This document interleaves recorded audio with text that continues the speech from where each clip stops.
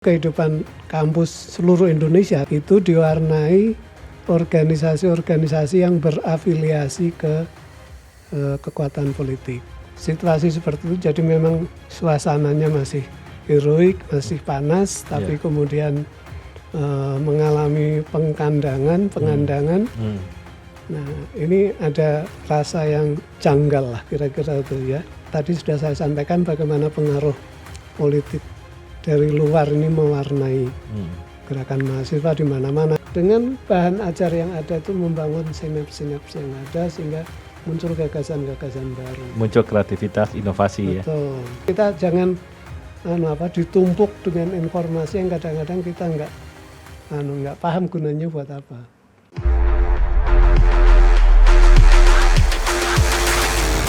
Halo sahabat OMB, obrolan Meja Bundar.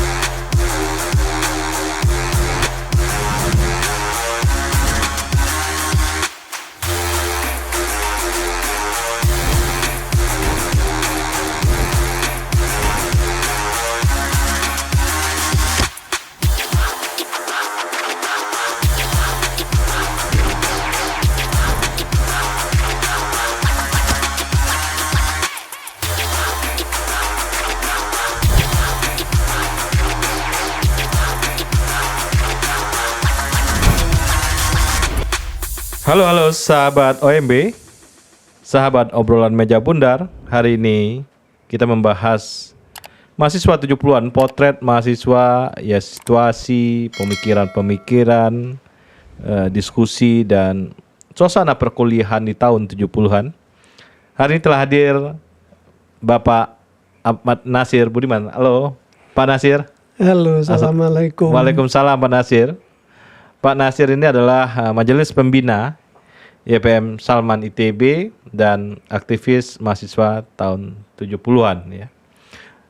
Tahun 70-an tentunya tahun penuh warna ya. Jadi penuh warna itu ada masalah perkuliahannya yang berubah karena perubahan kurikulum waktu itu Pak Nasir ya. Iya, tahun 73 itu. 73 terjadi perubahan kurikulum, kemudian juga eskalasi atau gairah diskusi juga naik ya mungkin banyak buku-buku baru yang terbit sehingga semangat teman-teman waktu itu tahun 70-an juga bagus karena belum ada sosial media ya, jadi orang baca buku aja, baca buku diskusi dan juga mentorship ini penting, jadi ada keterhubungan antara senior dengan mahasiswa untuk transfer nilai-nilai agar mahasiswa menjadi utuh sebagai manusia, sebagai pemikir, sebagai pencari ilmu di situ. Nah, hari ini kita coba potret rentang tahun 70-an Pak Nasir. Ya. Nah, coba kita mulai dari apa Pak Nasir? Dari perkuliahan dulu, silakan Pak Nasir. Jadi dinamika di kampus khususnya di ITB itu tidak lepas dari pengaruh situasi di sekelilingnya. Ya. Jadi kalau kita lihat tulisan Bung Karno tahun 26 tentang nasionalisme, sosialisme dan Islam yang kemudian sekian puluh tahun kemudian menjadi Nasakom. Nah, kemudian ada pembagian penduduk Indonesia yang dirumuskan Clifford Geertz, itu ada santri, abangan, priayi. Nah, kemudian muncul varian baru juga modern dan tradisional. Tidak modern. Tidak modern. Ya. Nah, ini membuat variasi-variasi yang menarik dan terproyeksikan di kampus. Apalagi tahun 71 ketika saya masuk ITB ini belum lama dari peristiwa G30S. Jadi pasca G30S seperti kita tahu Pak Harto dapat surat mandat 11 Maret, kemudian Bung Karno dinonaktifkan. Ini mewarnai kehidupan kampus. Jadi waktu itu kehidupan kampus seluruh Indonesia, saya tidak menspesifikan ITB, itu diwarnai organisasi-organisasi yang berafiliasi ke kekuatan politik. Ya. Misalnya kalau kelompok nasionalis ada GMNI, yang berorientasi komunis ada CGMI, ada HMI, dan konflik-konflik itu juga mewarnai ke kehidupan mahasiswa. Ya. Jadi tahun 64 sebelum G30S misalnya, Ya. mereka yang tidak sepakat dengan gerakan komunisme itu gabungnya ke Islam. Oke. HMI misalnya gitu. Even mereka dalam melaksanakan ajaran Islam kasarnya misalnya sholat dengan tertib saja tidak. Oke. Tapi yang ibadah penting lemah ya. ibadah lemah. Ya. Tapi yang penting tidak PKI kan Oke. gitu, kira-kira begitu. Nah, kemudian tahun 66 terjadi persekutuan antara Pak Harto dengan gerakan mahasiswa ini yang menjadi kami, kemudian demo di mana-mana dan menurunkan Bung Karno dari jabatannya. Ya. Ini seolah-olah bulan madu antara penguasa dan mahasiswa, di mana kekuatan mahasiswa ini dianggap sedemikian hebat, heboh gitu kan. Sehingga sampai sekarang pun orang merasakan kalau ada situasi masyarakat yang tidak enak, orang tuh ngeluhnya, ini mahasiswa pada kemana sih gitu. Ya, Jadi seolah-olah mahasiswa ini tempat curhat dari keresahan masyarakat. Hati nuraninya masyarakat. Penyuara hati nurani masyarakat. Nah, tapi ketika Bung Karno sudah turun, apalagi kemudian tahun 70 beliau wafat, bulan madu ini berakhir. Ya. Munculnya gerakan waktu itu back to campus misalnya. Oke. Jadi mahasiswa digiring kembali lagi ke kampus, kamu mahasiswa belajar. Jangan ikut-ikut demo lagi, jangan masuk ke kegiatan politik lagi. Nah ini di ITB kerasa itu. Iya, iya. Jadi saya pernah dengar dari senior saya, Mas Taftazani, sekarang beliau hidup di Prancis. Iya. Nah pada waktu itu gerakan back to campus ini misalnya mengadakan pesta-pesta di kampus ITB supaya mahasiswa bersimpati ke situ dan pelan-pelan digeser dari keterlibatannya di politik. Iya. Nah, pada saat itu ada juga mahasiswa ITB yang waktu itu jadi mitranya Pak Harto, ya kasarnya jadi intel gitu ya. Mereka bawa pistol, bawa gitulah di kampus. Nah, suatu saat terjadi acara pesta-pesta di lapangan basket, pesta dansa. Nah, rupanya mungkin entah sengaja memang secara teknis ada masalah atau ada yang tidak suka, listrik mati di tengah dansa itu. Ya Pak, sabotase atau apa nih? Nah, ini yang tidak tahu saya. Ini ceritanya Mas Taftazani ini jauh sebelum 71. Oke. Nah, kemudian mereka yang berprofesi ganda ya mahasiswa jadi intel tadi ngeluarin pistolnya nembak ke atas. Jadi kacau loh jadinya gitu. Oke.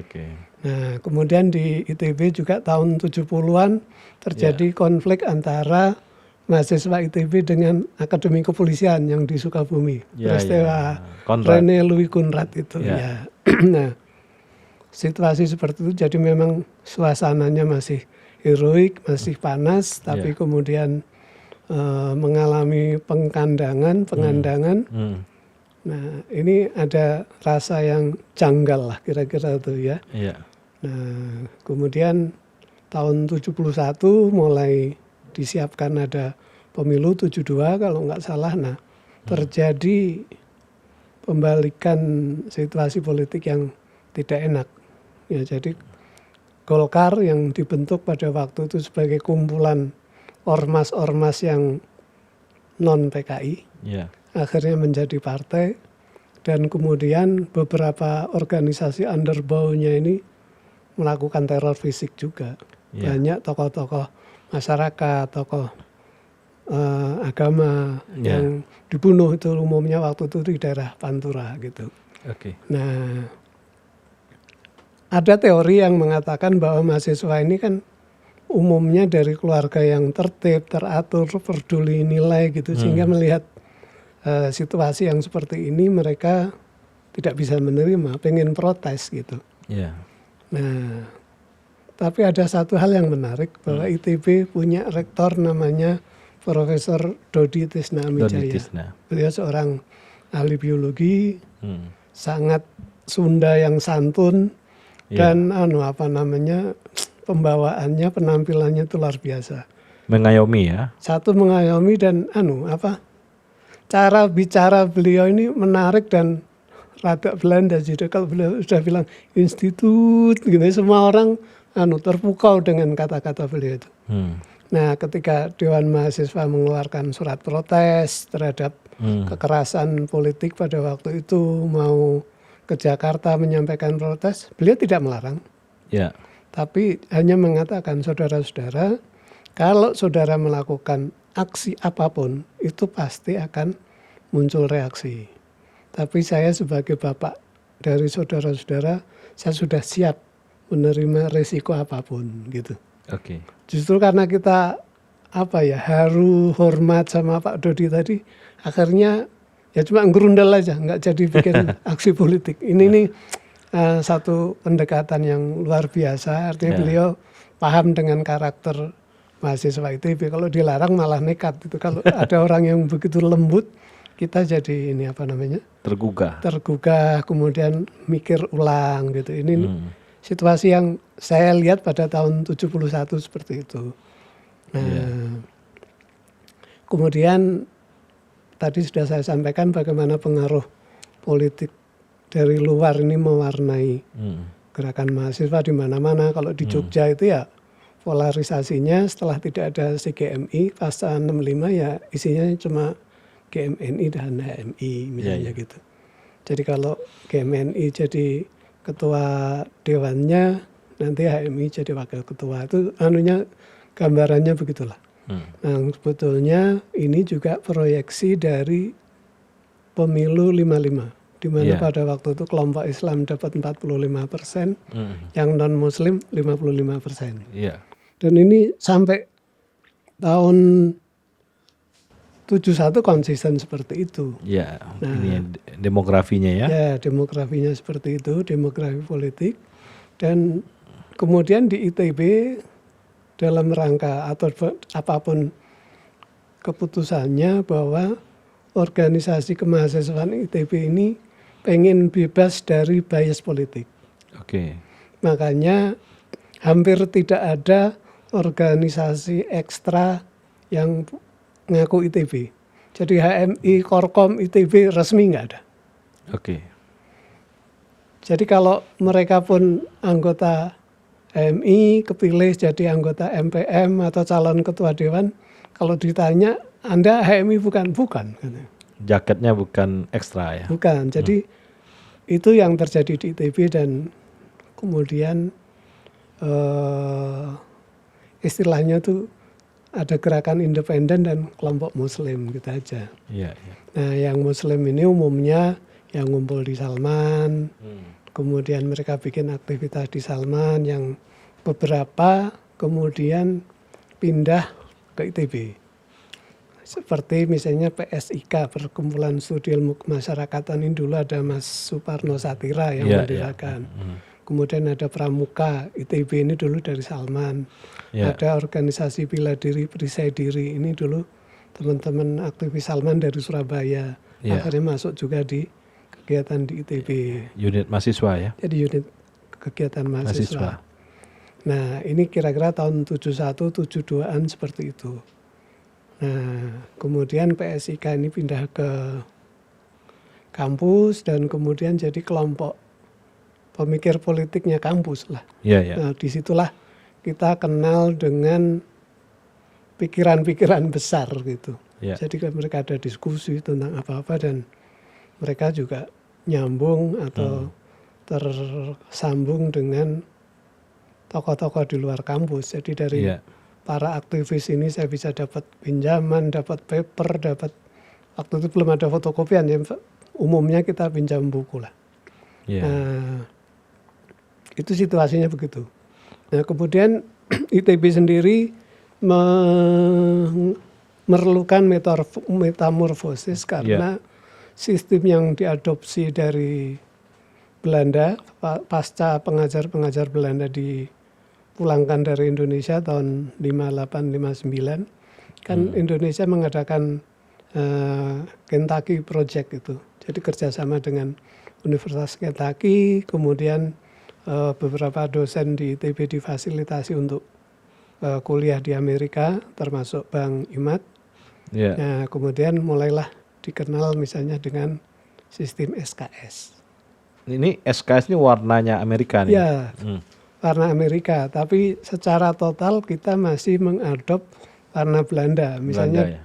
sistem Dr. Andes yang 5,5 tahun itu Belanda. Belanda ya. Ya, dan Dr. Andes itu sebetulnya hampir seperti master kalau di Amerika. Artinya Dr. Andes itu orang yang akan didoktorkan kan gitu. Iya, iya. Nah, insinyur kurikulumnya juga 5,5 tahun. Tapi ketika kita berhadapan dengan sistem yang internasional tadi, yang orientasinya Anglo-Saxon, Amerika, Inggris, sistem ini jadi kagok. Insinyur kita yang 5,5 tahun itu duduknya di mana gitu. Nah, mulailah misalnya waktu itu IPB yang mulai kurikulum dengan 4 tahun sarjana, kemudian tambah 2 tahun S2. Nah, ITB mulai Pak Dodi tadi mengadakan program-program persiapan. Akhirnya tahun 73 kita mulai kurikulum baru. Jadi 4 tahun. Kemudian ada ini apa namanya? Ada kesadaran pada bapak-bapak kita bahwa kualitas pendidikan kita ini tidak rata. Makanya kemudian ada kelas namanya matrikulasi. Jadi mereka yang keterima di ITB ini masuk matrikulasi dulu. Dipersiapkan. Jadi semacam bimbel lah, post SMA, pasca SMA gitu. Kelas 4 ya? Kelas, ya kira-kira begitu. Nah, itu 1 semester, kemudian 1 tahun lagi 2 semester TPB. Waktu itu TPB-nya umum. Beda tuh Pak Nasir ya, antara matrikulasi dengan TPB. Beda. Nah, kemudian di TPB ini terjadi seleksi. Mereka yang nilainya bagus-bagus ya jurusan yang populer mereka masuk gitu kan. Nah tahun segitu yang populer apa Pak Nasir? Ya 6 besar lah. Teknik mesin, elektro, teknik industri, arsitek, teknik kimia. Itu yang banyak dituju. Informatika belum muncul tapi 71 teknik industri sudah muncul. Nah, kemudian yang nilainya kurang ya tergantung kapasitas yang tersedia. Gitu. Nah, ini yang pewarnai kurikulum 74 dan kemudian 73. Kemudian berikutnya ada pemikiran dari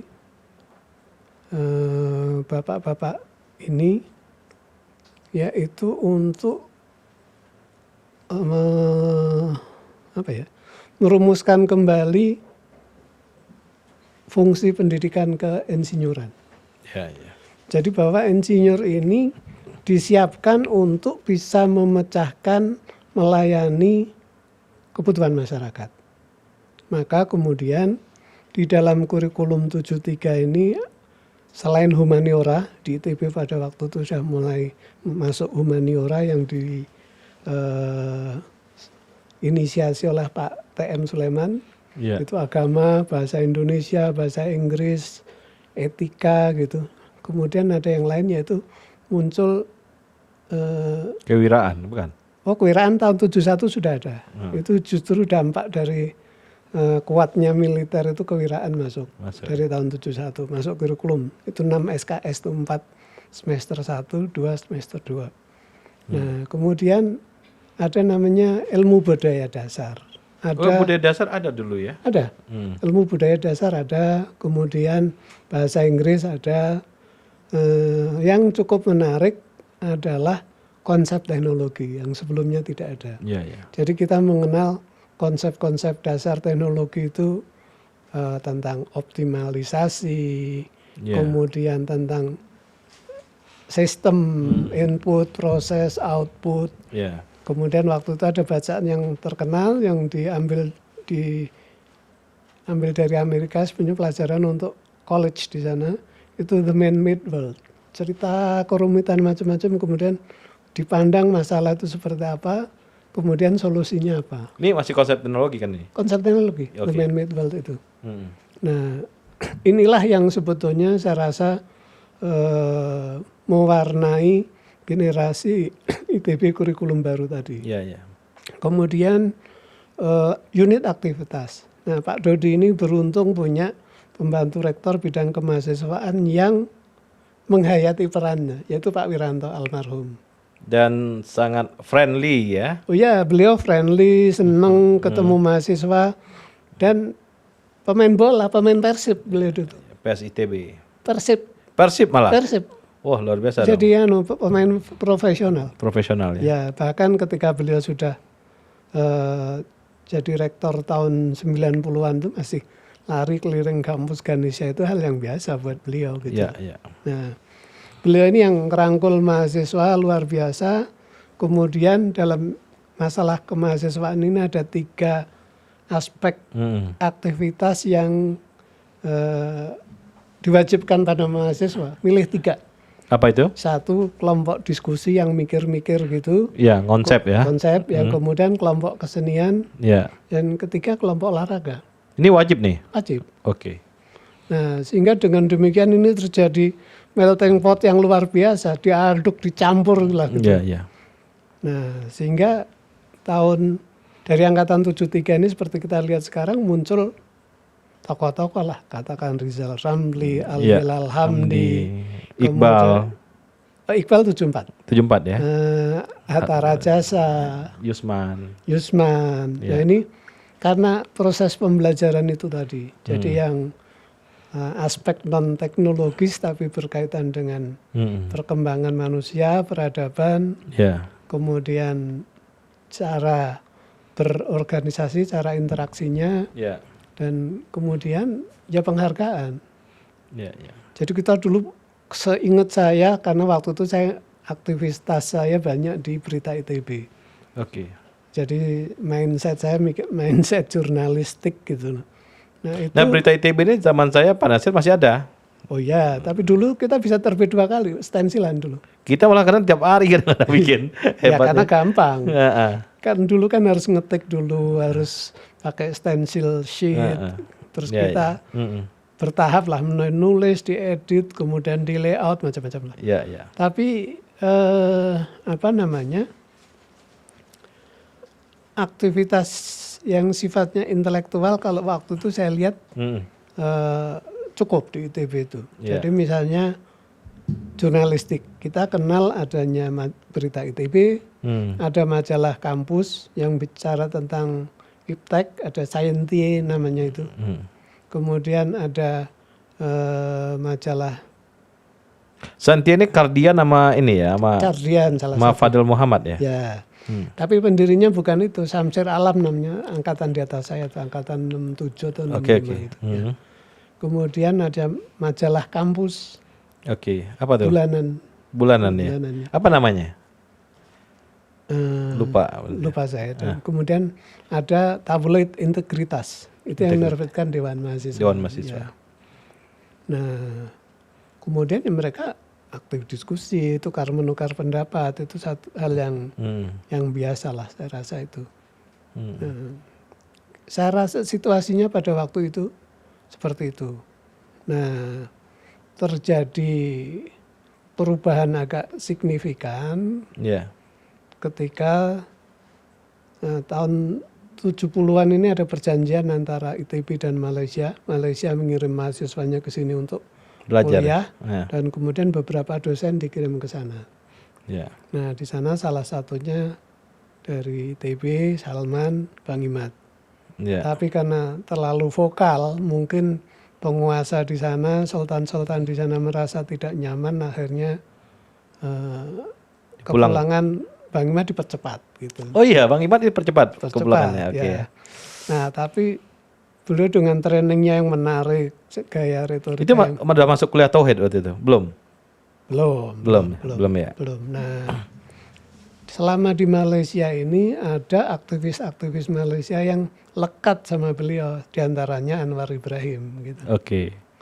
Jadi Anwar Ibrahim ini anak muda Malaysia yang ingin melakukan sesuatu dan kemudian seolah-olah menemui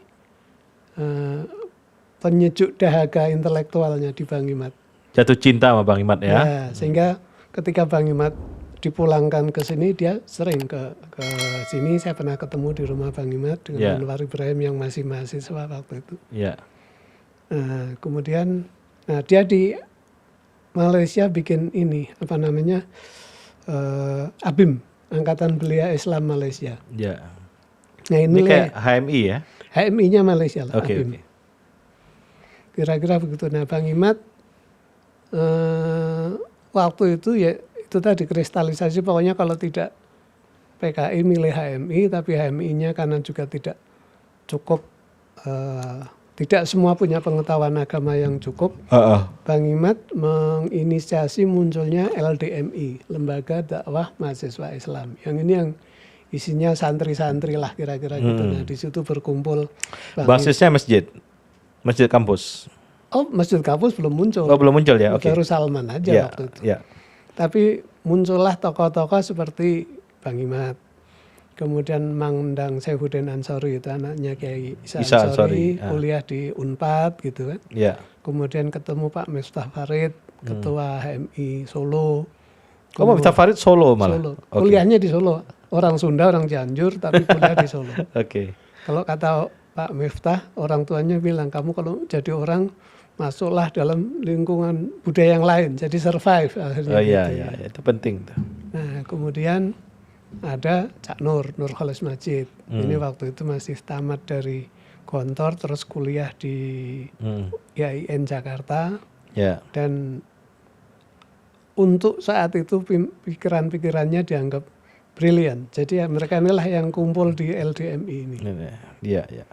Nah, dari kristalisasi LDMI ini kemudian muncul buku pedoman training di HMI namanya NDP, Nilai Dasar Perjuangan. Itu yang menulis ya Mang Endang, Bang Imad, Cak Nur, sekretarisnya Mas Sakib Mahmud. Ya. Nah, kemudian buku Nilai Dasar Perjuangan ini oleh Bang Imad diadopsi jadi bahan LMD. Oke. Nah, itu ceritanya begitu. Jadi karena kebetulan waktu itu perbanyakan buku karena saya punya pengalaman jurnalistik. Saya ketik sendiri, pakai ketik IBM zaman dulu, terus bisa dicetak offset sehingga kita punya buku banyak sekali. Nah, itu kira-kira seperti itu. Jadi ini LMD ini udah di Salman nih udah. Di LMD di Salman tahun 74-an lah kira-kira. Mulainya 74-an ya? Iya. Nah, alumninya generasi siapa nih? Ya, yang Mas awal-awal diantaranya ya Hatta Rajasa, Alimin. Ini kan grup teknik perminyakan. Nah, saya dulu ikut angkatan 74, saya 71. Kok di Salman ada kaderisasi, saya ikut. Ternyata teman sekelas saya 74, saya paling tua di situ jadinya gitu.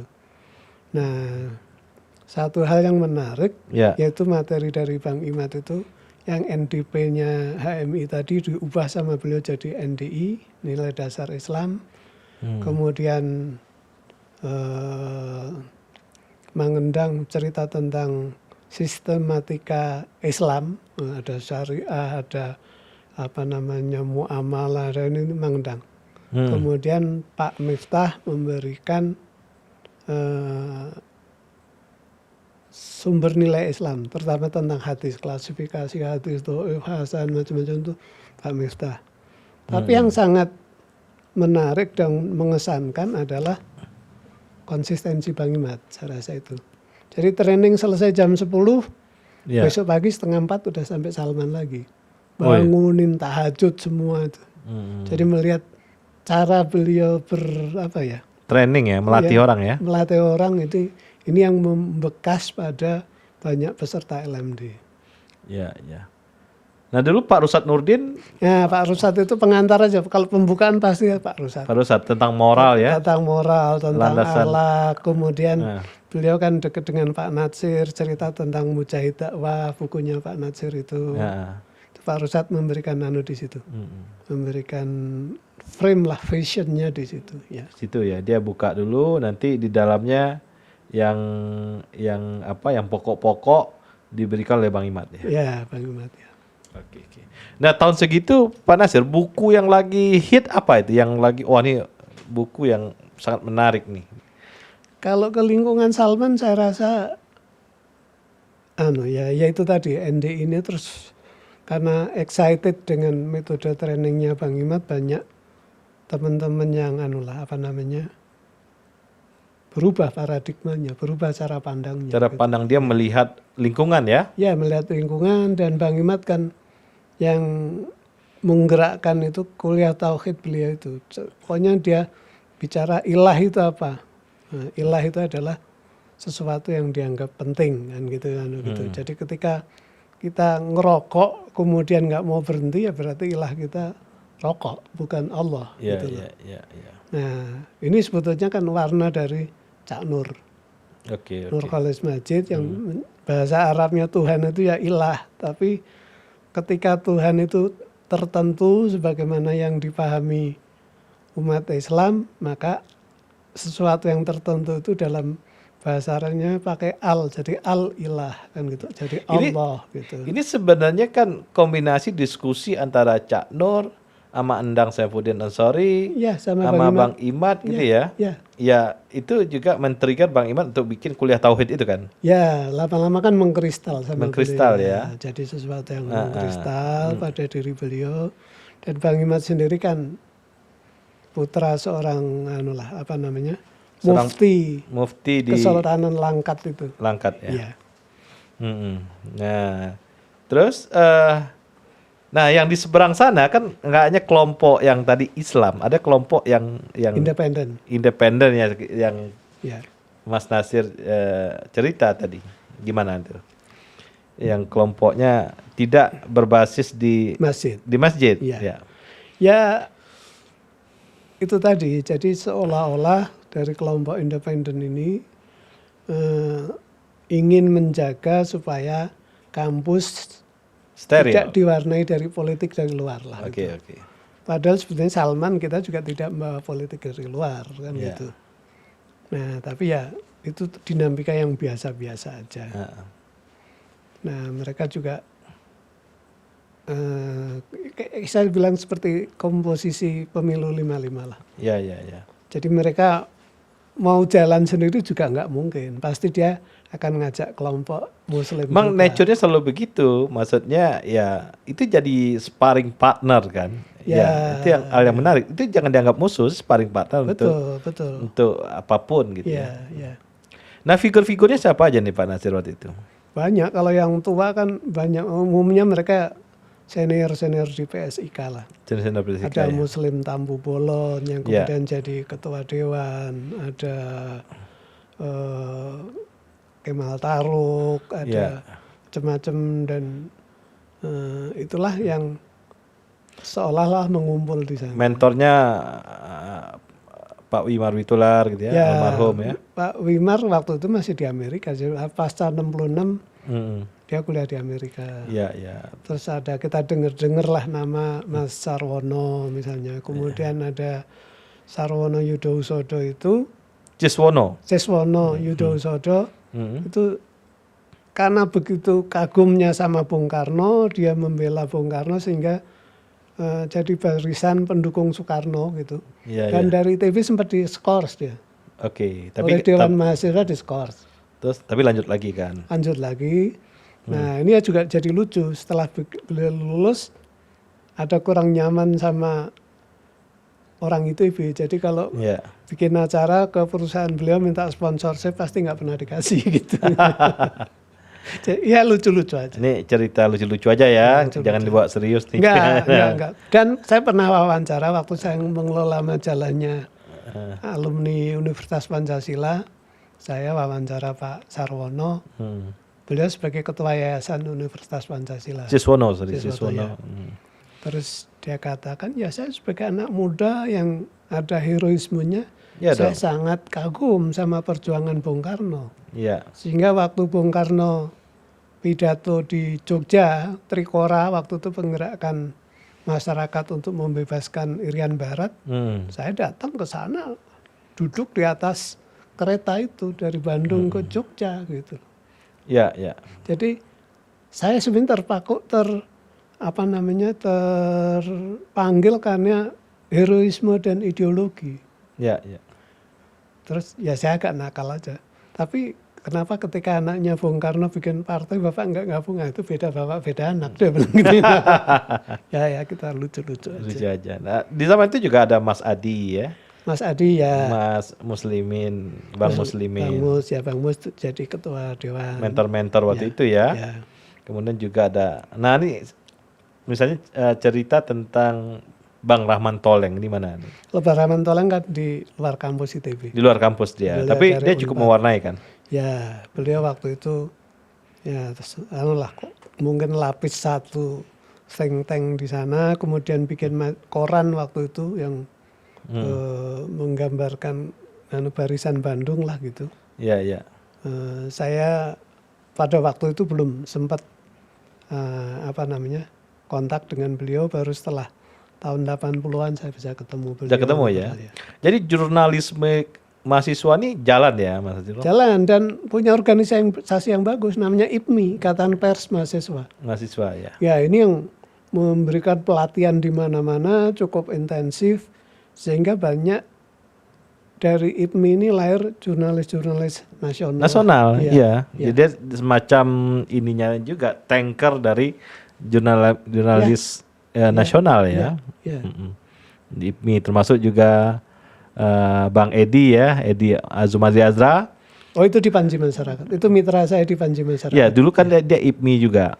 Ya itu di kampus. Di kampus ya. Di kampus mungkin di kampus IAIN Jakarta juga. Ada IPMI. Ada IPMI juga kan. Nah kalau tadi pengalaman aktivitas Mas Hasil banyak cerita tentang yang ekstra ya. Kalau di perkuliahan sendiri gimana waktu itu? Ya sebetulnya biasa-biasa saja. Waktu itu kan yang perubahan kurikulum tadi? Ya perubahan kurikulum ya itu dari aktivitasnya. Yang ekstrakurikulernya 3 harus semua ikut gitu. Jadi orang mesti ikut kesenian, ikut olahraga, sama ikut yang mikir lah. Mikir lah ya.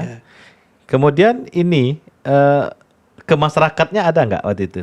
Misalnya ke pesantren-pesantren ngapain? Nah itu tahun 77 itu. Mulai? Ya. Tahun 77. Yang gerakan anti kebodohan segala macam. Oh ya itu beda itu. Jadi tahun pasca perubahan kurikulum 73 di ITB didirikan Pusat Teknologi Pembangunan. Development Technology Center DTC kita kenal. Mengembangkan ada Pak Filino, Pak Sas, ada tokoh-tokoh lah di situ. Mengembangkan teknologi-teknologi sederhana yang bisa dipakai di desa-desa. Teknologi tepat guna. Teknologi tepat guna. Appropriate technology. Dan pada waktu itu memang sedang muncul di Inggris kan ada development appropriate technology center kalau nggak salah itu. Kemudian tokohnya kayak Schumacher, Small is Beautiful. Small is Beautiful ya. Nah, kemudian pada waktu itu zaman Kemal Taruk, Dewan Mahasiswa. Ketua Dewan Mahasiswa ada utusannya nemuin saya minta tolong seksi kerohanian diisi oleh orang Salman. Nah, kemudian karena dia ngirim utusan yang baru meninggal 2 tahun yang lalu namanya Ahmad Setiaji. Ahmad Setiadi ketemu saya, kemudian ketemu Hermawan. Hermawan itu mahasiswa 74, cukup rajin, manis gitu kan. Nah, kemudian saya sampaikan permintaan Kemal tadi dan setuju untuk menjadi ketua bidang kerohanian. Mas Hermawan? Ya. Nah, saya mengusulkan juga ke Kemal, kemudian kita usulkan kunjungan pesantren untuk menjajaki peranan pesantren sebagai pusat penyebaran teknologi tepat guna tadi. Ini pesantrennya mana aja nih Pak Mas Nasir? Jadi pesantrennya yang pertama kita ke pesantren Pabelan di Muntilan Magelang sana. Jauh ya? Sampai Jawa Timur Pak. Wah luar biasa. Nah, waktu itu memang LP3ES sudah mulai menerbitkan tulisan-tulisan, paper-paper Ini tentang LP3S mewarnai juga waktu itu. ya pemikiran kan. Dia mengeluarkan majalah Dan- Prisma itu kan waktu itu sebelumnya belum pernah ada gitu loh. Dan tiba-tiba ada attracting ya, menarik mahasiswa ya. ya, ya. Dan kemudian kita mulai kenal dengan Gus Dur yang mengenalkan pesantren sebagai subculture gitu kan. Iya, ya. Nah, terus kita usulkan tadi kunjungan ke pesantren. Ya pesantren yang biasa disebut sama Gus Dur, Apelan. Kemudian kita ke Gontor, masih ketemu Kiai Zarkasi, Zarkasi, oke. salah satu pendiri itu. Kemudian ke Takeran. Karena di Prisma juga Takeran itu adalah pesantren Torekot yang dibakar PKI tahun 48. Ya. Jadi tinggal organisasi Torekotnya ada. Iya. Tapi santri yang mukim di situ nggak ada. Nah, terus apa yang dilakukan, yang dikerjakan? Kita silaturahmi aja ngobrol sama Ini kiai-kiainya. teknologi tepat guna belum masuk nih. Ya kita melihat potensi, jadi Oke. belum menerapkan teknologinya belum. Terus ke Jawa Timur, beliau sangat menyempatkan, yaitu namanya Pak Yusuf Hashim. Oh, Yusuf Hasim ketemu. Ketemu, itu Pak omnya. Ut. Pak Ut, orang manggilnya Pak Ut. Nah itu omnya Gus Dur, beliau tidak kemana-mana pada hari kunjungan itu dia menyempatkan. Nah, kita mengajak diskusi luar biasa sampai subuh dan itu yang sangat terkesan pada para aktivis namanya Yusmanya. Ini udah ngobrol sama Pak Yusuf, luar biasa. Kemudian pulang dari Tebu Ireng kita ke pesantren Buntet Cirebon. Nah, sebagai bahan bandingan, kita juga mengadakan kunjungan ke Universitas Advent yang di Lembang sini, Cisarua, Iya, di Cisarua. Parongpong. Parongpong. Ya. Kemudian Oh, itu udah ada sejak lama. Sudah. Dan itu yang menarik, bahwa kuliah di Universitas Advent ini bayar. Oke. Bayar misalnya waktu itu cukup mahal, misalnya bayar 500.000 gitu pada waktu Iya, itu. iya. Nah, tapi ada unit bisnis yang bisa dikerjakan mahasiswa. Jadi misalnya ada di situ bakery, bikin kue, Iya, iya. laundry. Jadi nanti pakaian mahasiswa semua di laundry. Nah, mahasiswa yang mengerjakan laundry itu 2 jam nanti dihitung upahnya berapa. Nah, itu dipotong, dideduksi dari biaya kuliah. Jadi mereka sudah latihan kerja sambil kuliah. Oke, ini menarik ya. Ya, makanya ini yang waktu itu kita pikir kalau ini dibawa ke pesantren cukup bagus gitu kan. Nah, kita sempat kunjungan ke Universitas Advent itu. Advent nih apa nih, Mas Nasir? Dia menyiapkan guru kalau nggak salah bahasa Inggris dan matematik untuk daerah basis Advent ke Manado, ke Sumatera. Advent ini Belanda kan, sekte Kristen Belanda ya. Enggak juga. Di Indonesia yang banyak dianut oleh orang Manado sama orang Batak. Orang Batak. Tapi kenapa dia ada di Lembang gitu? Nah, Sejarahnya ada untuk mungkin dia untuk mencari sumber daya dosennya, sumber daya guru yang bermutu lebih gampang di sini. oh gitu ya. Ya, Jadi karena ITB ada di Bandung, Ada IKIP, ya IKIP ini kan termasuk yang perintis di Indonesia.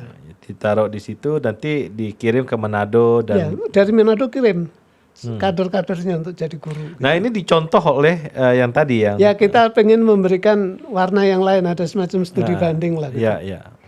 Terus di Solo kita berkunjung ke AMGI kalau apa ya, Akademi Teknik Industri, ATMI, Akademi AMI, Teknik itu dan Katolik Manajemen Industri yang didirikan oleh pastor-pastor Yesuit Katolik. Swiss itu, Akademi Teknik Mesin Indonesia.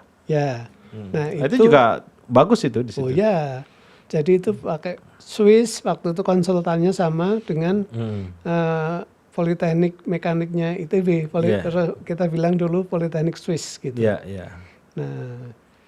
Nah itu apa pengalaman yang didapat keliling gitu, mana sih? ya kita pengen kan teman-teman tuh merasakan sesuatu. Nah kemudian kita juga kenal dengan pesantren. Ya. Kemudian ketika LP3ES mengadakan kegiatan penyiapan TPM, tenaga penggerak masyarakat, Ya. kita diundang untuk memperkenalkan teknologi tepat itu. Dulu saya sama Ansori Jausal, sekarang di Lampung, Universitas Lampung. Ya. Kemudian ada Alimin, ada Muhtar Abbas. Kita ke Ini sana. Muhtar Abbas masih di Pabelan nih ya, sampai sekarang ya. Ya sekarang ya, tapi waktu itu kan masih mahasiswa ITB, aku di Salman juga. Nah kita ke sana bawa pompa hidram, hidrolik rempam. Itu yang ahlinya memang Ansori Jausal. Untuk bikin kita nggak punya duit, minta duit Bang Imat gitu. Jadi Bang Imat ini guru sebetulnya. Jadi muridnya mau apa, sepanjang rasional bisa mempertanggungjawabkan, beliau akan support. Gitu ya. Dan dia akan support gitu. Ya, akhirnya ketika kita ke Pabelan mengenalkan teknologi itu dan diskusi-diskusi, ketika LP3ES bikin kegiatan pengembangan masyarakat, kita dijadikan partner untuk pembuatan teknologinya di pesantren-pesantren. Iya, luar biasa supportnya. Kemudian yang gerakan anti kebodohan itu munculnya gimana? Nah itu anunya Dewan sendiri. Oh, tidak Dewan. melibatkan kita sebetulnya. Oh, itu Dewan ya? Dewan yang mereka ke Subang, mereka kemana gitu ya? Ya, jadi waktu itu ya. Untuk memotret ya? Kelompok, katakan saya politiknya ITB lah, PSIK, segala macam Dewan. Terus mereka mengadakan diskusi-diskusi dan keluarlah gerakan anti kebodohan dan buku putih itu. Ya. Dan itu yang... Tapi dalam segi keterlibatan fisik Salman nggak terlibat. Nggak terlibat waktu itu ya. Nah, itu sangat membantu sekali dalam ke depan ya. Jadi mahasiswa belajar macam-macam. Oh ya. Sehingga soft skill, hard skill, apa segala macam skill dan itu. Terutama visionary leadership-nya terasa. Visionary leadership-nya muncul ya. Itu yang mahal sebetulnya. Yang mahal ya, visioning itu yang mahal ya. Nah itu terjadi di situ ya. Dan interaksi beda-beda orang apa segala macam ya. Kolaborasi ya. Karena juga, sesudah kita kunjungi itu, saya juga sering ketemu orang-orang di LP3ES gitu. Kita pernah mengadakan acara Isra Mi'raj, seingat saya di ITB, ngundang Romo Mangun gitu. Oke, menarik. Nah, apa cerita Romo Mangun itu menarik? Ya, jadi kita mau bicara format kepemimpinan Indonesia lah kira-kira gitu. Nah, itu ada Gus Dur ngomong di situ, ada Romo Mangun, ada macam-macam orang. Dan saya berangkat sendiri mengundang beliau itu ke sana, ke Salam, tempel di sebelah utaranya Jogja itu tempat Romo tinggal. Kita ngobrol, kemudian merasakan makan siang bareng Romo yang begitu sederhana, begitu terhormat, populer. Makan siangnya cuma nasi sama tempe bacem gitu kan. Sederhana. Dan beliau bahasa Jawanya ngemong gitu. Ngomong. Jadi mengasuh masyarakat. Mengasuh ya, nurturing. Ya, nurturing. Jadi ketika ada orang kampung di situ, Romo, anak saya itu mau belajar nggak punya meja. Wah, itu butuh meja, itu lihat aja di sini sekeliling gereja ini ada nggak, bawa aja nggak apa-apa. Itu luar biasa buat saya gitu. Dan beliau ketika diundang datang ke Salman, dia cuma ngabarin saya tidur di Santo Yusuf. Rupanya kan di rumah sakit Santo Yusuf di Cicadas itu belakangnya ada kapelnya. Beliau tidur di situ, saya ikut menjemput pakai mobilnya Salman. Ke Salman pakai sarung. Dia pakai sarung? Pakai sarung, pakai peci. Oh, luar biasa. Ya. Nah, jadi beliau mencoba bergaul itu sangat baik. Oke ya. Jadi ada pluralisme juga ya. Ya, kita saling menghargai.